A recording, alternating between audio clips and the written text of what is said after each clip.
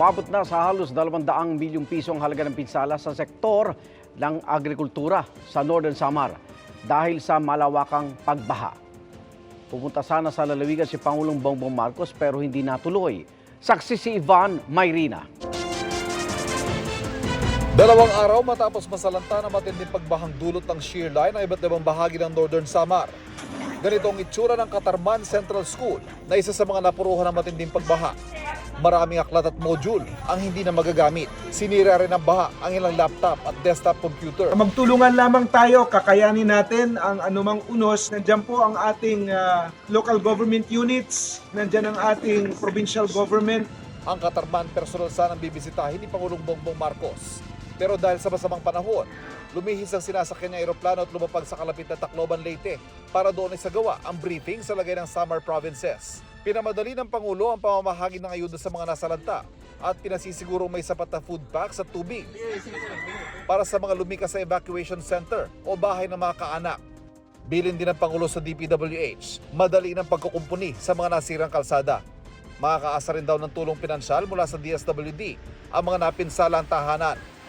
Nagtungo rin si Pangulong Marcos sa General Santos City para malaman ang sitwasyon kasunod ng magnitude 6.8 na lindol nitong Biyernes. Handa raw ang pamahalaan para tulungan maibangon muli ang mga biktima ng pagyanig. Pero hindi raw yan basta agad may kakasa. Pati yung mga rebuilding, hindi pa natin pwedeng simulan dahil na may aftershock pa. Ang problema sa lindol, walang forecast. Hindi natin alam kung ano yung mangyayari. Lahat ng assistance na pangangailangan ng mga inabutan, yung nawalan ng bahay, yung mga mangingisda, yung mga na-injure, lahat yan patuloy ang bigay ng DSWD ng assistance. Tig 10,000 piso ay binigay sa mahigit 200 pamilya mula sa mga bayan ng Malapatan, Glan at Jensan. Bukod pa yan sa mga food pack, 2,000 pisong cash aid naman ang natanggap ng kada isa sa 2,000 tricycle driver. Para sa GMA Integrated News, Ivan Mayrina ang inyong saksi. Nagsimula na makatanggap ng bayad mula sa Saudi Arabia ang ilan sa libu-libong Pilipino na nawalan ng trabaho at di napasweldo noong nagkaroon ng oil crisis. Pero may ilang pang Pinoy claimants na naghihintay pa rin. Saksi si Sandra Aguinaldo. Makalipas ang 1 taon, nagsimula ng makatanggap ng tseke ang ilang Pilipinong claimants. Tulad ni Pamela Nunez, byuda ng isang Pilipinong claimant. Ipinakita niya ang tseke sa amin pero tinakpan ng mahalagang detalye para sa kanyang seguridad. Pumanaw na ang mister ni Pamela sa sakit noong 2017. Malaking tulong yan sa amin pag napa-inkas na yan. Mahirap din po para sa mga gaya kong byuda na walang inaasahan. Yun, single mom. Mahirap talaga. Sana makuha na rin nila. Ang problema dahil mula sa bangko sa Saudi at nasa Saudi Riyal ang tseke, hindi ito tinatanggap ng mga bangko sa Pilipinas. Nangako naman ng tulong ang Department of Migrant Workers. We had a meeting this morning with the Overseas Filipinos Bank and they will help us through this process. And there will be a appropriate announcement in 1 or 2 days about the manner in which we will help. Pero may iba pang hindi nakakatanggap ng kanilang back wages kahit nasabihan ng may matatanggap. Habang ang iba, wala kahit pasabi mula sa Saudi. Si Arcel Bigayan, byuda ng dating empleyado ng Saudi OJ, umaasang may matatanggap. Pumanaw daw sa sakit ang kanyang mister sa Pilipinas noong 2020 habang nag-aabang ng kanyang back pay. Hanggat maaari, makahingi po sana ng master list na galing sa Saudi. Para po if ever po, halimbawa yung ibang mga kasama namin is hindi kasama dun sa listahan na yon na mababayaran, at least po hanggat maaga magagawa ng paraan ng DMW. Para sa GMA Integrated News, Sandra Aguinaldo, ang inyong saksi. Hirap pa rin ang ilang commuters sa pagsakay dahil sa tigil pasada ng Grupong Manibela na sinamahan pa ng ilang miyembro ng Piston. Saksi si Joseph Moro. Sa Novaliches, may ilang pasaherong nahirapang sumakay sa ikalawang araw ng tigil pasada ng Grupong Manibela. Medyo madalang nga po yung jeep mula nung Monday. Nag-LRT na lang po ako. Sobrang hirap po. Kaya nawa po kami nakatayo dito eh. Ilan lamang yan sa mga jeep na hindi pumasada ngayong araw at ayon sa grupong Manibela ay dire-diretso na ang kanilang tigil pasada hanggang bukas Biyernes kontra sa PUV Modernization Program. Si Nelson na hindi sumama sa tigil pasada nag-consolidate noong 2021, bumili na sila ng 2 modern jeep o minibus na 2.6 million pesos isa. Maikli lamang din daw ang ruta nila at hindi sapat ang kita para hulugan ang 52,000 pesos buwan-buwan. 4 months pa lang, na-maintenance na kami ng aircon. Tapos pagdating ng 6 months, umabog yung gulong. Tapos, 8 buwan, pan-belt naman. Kaya talo yung kita. Gusto ng grupong Manibelang ibalik ang dating sistema ng 5 taong bisa ng prangkisa na hawak ng individual na driver at hindi mapapasailalim sa isang korporasyon. Pag-uulit ang LTFRB, hindi na i-extend ang December 31 deadline. Sa mga hindi mag-consolidate, maaari raw silang mapayagang bumiyahe sa January 1 pero para lang hindi mag-suffer yung public. Pag mayroong pumasok na kooperatiba doon sa route na tinatakbuhan mo, you may lose that franchise. kaya payo ng LTFRB, magpahayag lamang silang gusto nilang mag-consolidate at sapat na ito para hindi agad mawala ng bisa ang kanilang prangkisa. Bukas din daw ang LTFRB na mahawakan pa rin ng mga driver ang kanilang prangkisa kahit miyembro na sila ng kooperatiba. Para sa GMA Integrated News, ako si Joseph Morong, ang inyong saksi. 32 araw na lang, Pasko na, Igan. Patok na pasyalan ang Japan-inspired na Christmas Village sa Bayambang, Pangasinan. Pinagmamalaki naman sa Antipolo City ang Under the Sea themed Christmas tree na eco-friendly pa. Saksi si Oscar Oida. Christmas Under the Sea.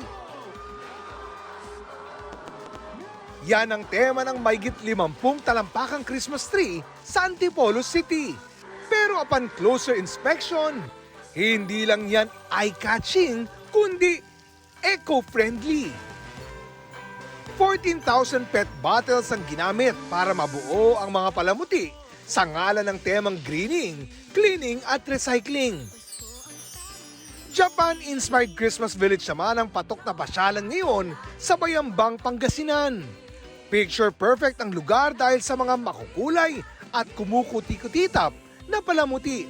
Spotted din ang ilang karakter mula sa sikat na animation studio na Studio Ghibli. At para sa White Christmas experience, may igloo rin complete with artificial snow. Mapapatingala ka naman sa higanting Christmas tree sa isang mall sa San Nicolas, Ilocos Norte. Sa sobrang taas, halos umabot yan hanggang sa kisame ng mall. Extra sweet naman ang Pasko sa isang Christmas village sa Tanawan, Batangas. Ang 45 talampakan na Christmas tree ay pinalibutan ng makukulay na Christmas candy at cookies. May mga Christmas-themed rides din para sa mga adrenaline junkie. Kung magical Christmas naman ang hanap, nasa Kabakan, Cotabato na yan. Itsurang castle rin ang municipal compound dahil sa pailaw. Meron pang fireworks display. Sakaling magutom sa pasyalan, may food park din para sa mga bisita. Para sa GMA Integrated News, Oscar Oida ang inyong saksi. Ngayong National Diabetes Awareness Month, nagpapaalala po ang mga doktor na mag-ingat sa mga kinakain. Sa unang 5 buwan ng 2023, lumalabas na diabetes ang ika-4 na nangungunang sanhi ng pagkamatay sa Pilipinas. Saksi si Jamie Santos. Dahil sa pagtaas ng timbang, nagpakonsulta sa doktor si Tonyo noong taong 2003. Dito niya na lamang may diabetes siya. Dahil sa takot sa maaring maging komplikasyon, nagbago raw siya ng lifestyle at sinunod ang payo ng kanyang doktor. Dinayet ako. Bawas kanin sa pagkain, bawas sa pagkain. Lahat bawas ng masarap. Sa lifestyle ko noon, takaw ko sa kanin noon. Mula January hanggang May 2003, naitala sa datos ng Philippine Statistics Authority na diabetes ang ika-4 sa leading cause of death sa bansa. 14,416 ang namatay dahil sa diabetes o sa komplikasyon nito. National Diabetes Awareness Month ngayong Nobyembre at papalapit na rin ang holiday season kung kailan inaasahan ng kaliwat kanan ang mga party at kainan. Kaya naman nagpapaalala ang mga ekspertong mag-ingat sa mga kinakain. Paliwanag ng isang endocrinologist, maliban sa genetic diabetes o yung nakukuha mula sa pagkapanganak at gestational diabetes o yung nakukuha sa pagbubuntis, maaring dahil sa lifestyle ang pagkakaroon ng diabetes. Fried, high sugar, tapos electronic na, no? Computers, cellphone, video games, so hindi tayo gumagalaw masyado. Dumarami na ang bilang ng diabetic at pabata ng pabata ang nagkakaroon nito, di lang sa Pilipinas maging sa ibang panig ng mundo. Para maiwasan ito, inirerekomenda ng mga eksperto ang regular na ehersisyo at active lifestyle para maiwasan ito. Usually, ang advocacy po namin is daily moving, maybe 15-minute walks a day, or usually 3 times a week. Yan. So, Zumba, exercise, swimming, kahit anong movement or sport. Dapat ding bantayan ng timbang at ugaliing magpatingin sa doktor. Good diet, so consuming less sugar. Nandiyan na yung mga, lalo na sa Pilipino, no, ang paborito ng Pilipino, saging na saba, kamote, yan, tinapay, tapos meron tayong mga dessert, mga kakanin, leche flan, meron tayong mga merienda, banana cue, turon. So these are all high sugar carbohydrates. Para sa GMA Integrated News, Jamie Santos ang inyong saksi. Inamin ng Miss Universe El Salvador na nagkaroon ng mix-up sa isa nilang post noong Miss Universe pageant.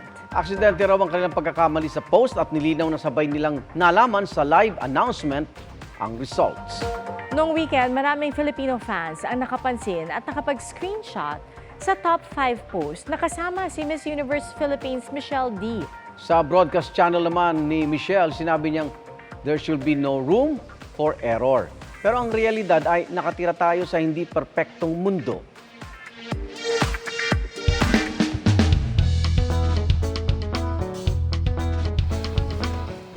Mapapasana all ka na lang sa isang grade 11 teacher sa Tayabas City, Quezon. Bitbit niya kasi lagi kahit saan ang bouquet na kanyang natanggap. Mula sa pagtuturo sa classroom, pag-check ng thesis, pag-host. Aba, hanggang sa uwian, dala-dala palagi ni Ma'am Sigrid ang bulaklak na bigay ng kanyang asawa. Surprise gift ito ng kanyang mister na noon ay nasa seminar sa Tagaytay kaya hindi sila nakapag-celebrate ng kanilang 7th anniversary. Salamat Igan sa inyong pagsaksi. Ako naman Arnold Clavio. Ako po si Pia Arcangel para sa mas malaking misyon at sa mas malawak na paglilingkod sa bayan. Mula sa GMA Integrated News, ang News Authority ng Pilipino. Sama-sama tayong magiging saksi! Mga kapuso, sama-sama tayong maging saksi. Mag-subscribe sa GMA Integrated News sa YouTube. Para sa mga kapuso abroad, samahan niyo kami sa GMA Pinoy TV at sa www.gmanews.tv.